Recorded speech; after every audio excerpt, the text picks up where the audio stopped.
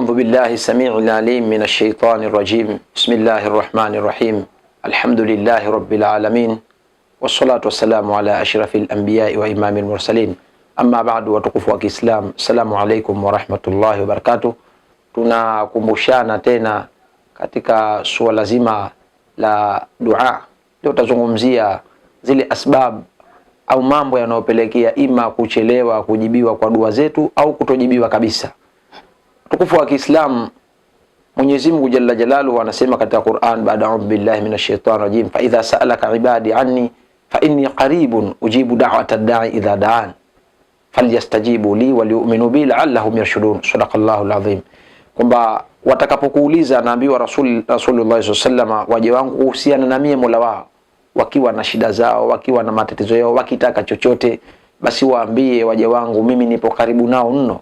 Ujibu da'wata da'i idha da'ani, najibu maombi ya mwenye kuomba pale atakaponiomba, au naitikia mwito wa mwenye kuita pale atakaponiita.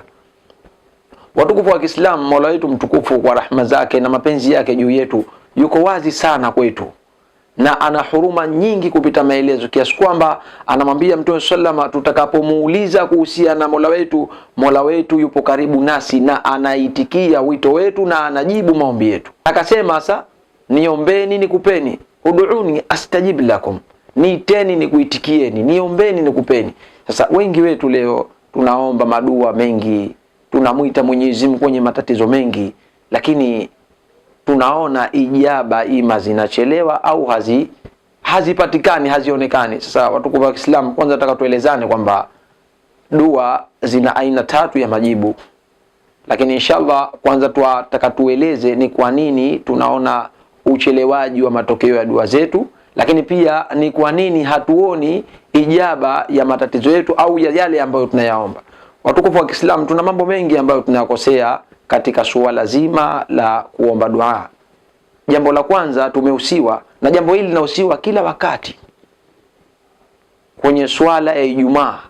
Kama tunazingatia uzuri katika hutuba ya mwanzo, khatibu kabla ya kukaa kitako anawaambia, anawahutubia au anatuhutubia, muombeni Mwenyezi Mungu wa antum muqinuna bil ijaba. Yani kama hutakuwa na yakini ya ijaba, wewe huna dua.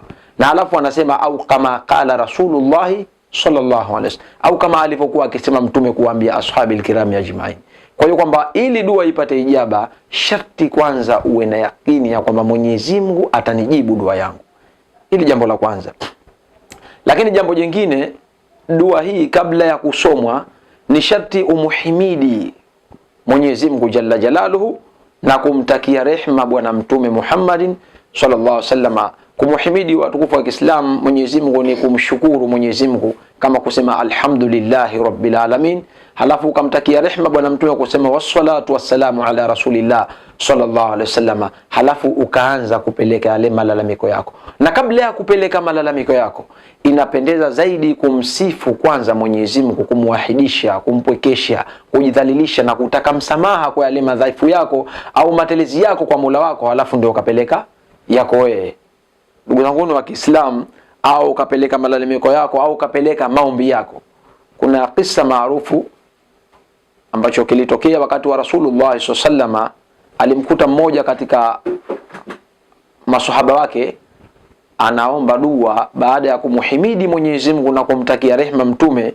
Yule sahaba alianza kumpwekesha na kumtukuza Mwenyezi Mungu kwa kumtaja kwa sifa mbalimbali.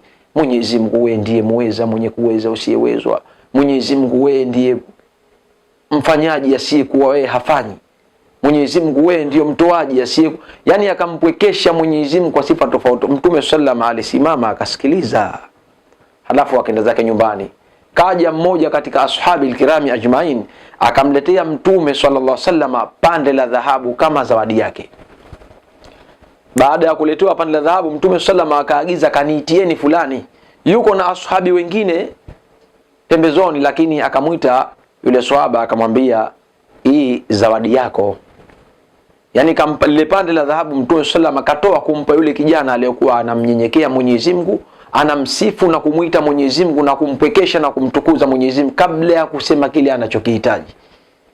Sasa Rasulullah sallallahu Akamuuliza, unajua nimekupatia zawadi hii kwa sababu gani? Akamwambia, kwa sababu ya ukuruba wetu ya Rasulullah. Akamwambia, kama ukuruba wetu mimi na Ali tuko karibu zaidi yawe. Lakini akafahamishwa kwamba nimekupatia zawadi hii kwa sababu ulimuomba Mwenyezi Mungu katika utaratibu nzuri anaostahiki Mwenyezi Mungu aombwe, kwamba ile kumsifu Mwenyezi Mungu, kumpamba Mwenyezi Mungu, kumpokesha Allah Subhanahu wa Ta'ala ndio moja ya asbabu ya kukubaliwa dua yake mtu. Kwa hiyo jambo jingine tukufu wa Kiislamu, kabla ya kuomba dua zetu ni kuleta istighfari kwanza kwa makosa yetu, halafu na kumpwekesha Mola wetu na kumwahidisha Mola wetu. Tena wakati huo unafanya vitu hivyo ni tadharruan wa khifatan, kwa hali ya unyenyekevu na ukiwa una hofu, yani unajua kwamba hapa niko mbele ya Mwenyezi Mungu Jalla Jalalu.